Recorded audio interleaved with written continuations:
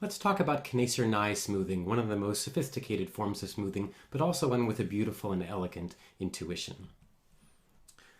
Remember that from good Turing, we talked about the C stars, the discounted counts you end up from good Turing, and we discounted each of the counts. So a count of 1 was discounted to 0.4, and a count of 2 discounted to 1.26, and so on, in order to save mass to replace the 0 counts with some low number. And if you look at the actual values of these counts, 8.25 for 9 and 7.24 for 8, you'll notice that in a very large number of cases, the discounted count has a very close relationship with the original count. It's really the original count minus 0.75, or somewhat close to that. So in practice, what good Turing often does is produce a fixed small discount from the counts. And that intuition of a fixed small discount can be applied directly. When we do this, we call this absolute discounting. And absolute discounting is a popular kind of smoothing. And here we're showing you absolute discounting interpolation. And again, the intuition is just we'll save some time and have to compute all those complicated good Turing numbers, and we'll just subtract 0.75, or maybe it'll be a different discount value for different corpora. And here's the equation for absolute discounting.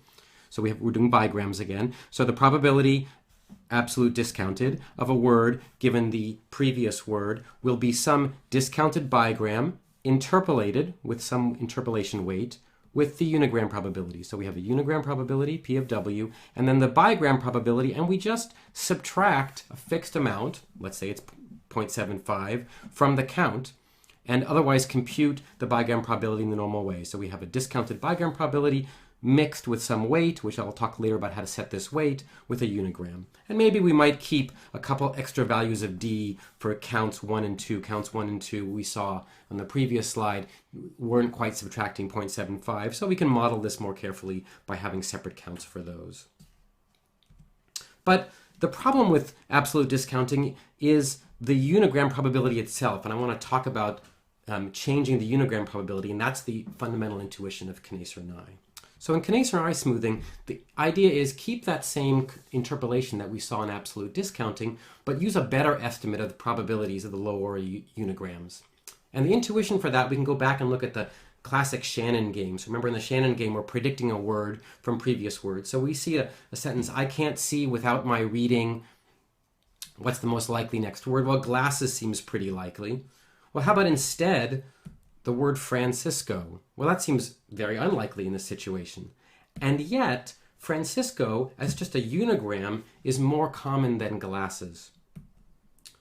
But the reason why Francisco seems like a bad thing after reading, one intuition we might be able to get, is that Francisco always follows San, or very often follows San. So while Francisco is very frequent, it's frequent in the context of the word San. Now, unigrams in an interpolation model where we're mixing a unigram and a bigram are specifically useful. They're very helpful just in case where we haven't seen the bigram. So it's unfortunate that just in the case where we haven't seen the bigram reading Francisco, we're trusting Francisco's unigram weight, which is just where we shouldn't trust it.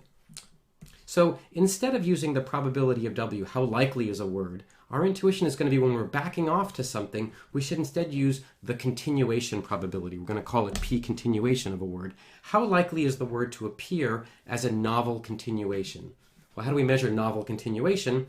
For each word, we'll just count the number of bigram types it completes. How many different bigrams does it create by appearing after another word? In other words, each bigram type is a novel continuation the first time we see this new bigram.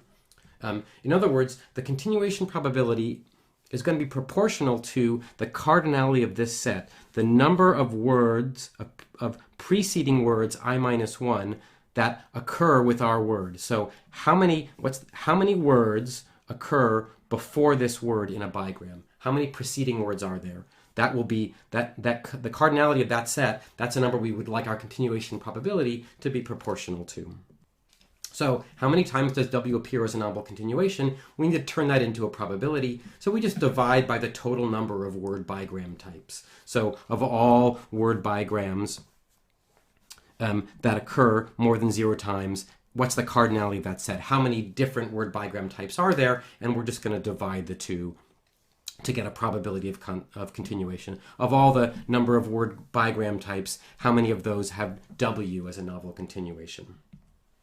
Now, it turns out that there's an alternative metaphor for Kneser Ney with the same equations. So again, we can see the numerator as the total number of word types that precede W. How many word types can W follow? And we're going to normalize it by the number of words that could precede all words. So the sum over all words of the number of word types that can precede the word.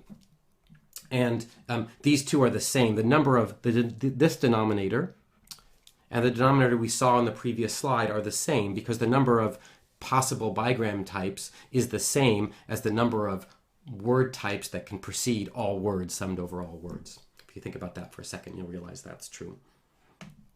So in other words, with this kind of Kneser Ney model, a frequent word like Francisco that occurs only in one context, like San, will have a low continuation probability.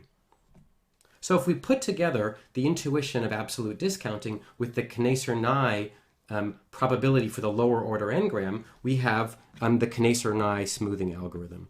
So for the bigram itself, we just have absolute discounting. We take the bigram count, we subtract some d discount, and I've just shown here that we take the max of that in 0 because obviously if the discount happens to be higher than the probability, we don't want a negative probability. And we're just going to interpolate that with this same continuation probability that we just saw, p continuation of w sub I. And the lambda, now let's talk about how to compute that lambda. The lambda is going to take all that probability mass from all those normalized discounts that we took out of these higher order probabilities and use those to weight how much probability we should assign to the unigram. We're going to combine those. So that lambda is the amount of the discount weight divided by the denominator there, so it's the normalized discount. And then we're going to multiply that by the total number of word types that can follow this context wi minus 1. In other words, how many different word types did we discount, or how many times did we apply this normalized discount? And we multiply those together and we know how much probability mass total we can now assign to the continuation of the word. Now this is the bigram formulation for Kneser Ney. Now in this slide, we're showing you the general recursive formulation for n-grams in general. And here we have to make a slight change to deal with all the higher order n-grams. So here we're just showing the Kneser Ney probability of a word given the prefix of the word. And just like Kneser Ney we saw before, we're just interpolating a higher order n-gram, which is discounted with a lambda weight and a lower order probability. But now we need to distinguish between the very first top level time that we use a count and these lower order counts. So we're going to use the actual count for the very highest order bigram, and we're going to use the continuation value that we just defined earlier for all the lower order probabilities. So we'll define this new thing, count Kneser Ney of dot, which will mean actual count. This will be actual count. Let's say we're doing trigrams for the trigram, and then when we recurse and have the Kneser Ney probability for the lower order things, when we get down to the bigrams and unigrams, we'll be using the continuation count. That's again the single word context that we defined earlier.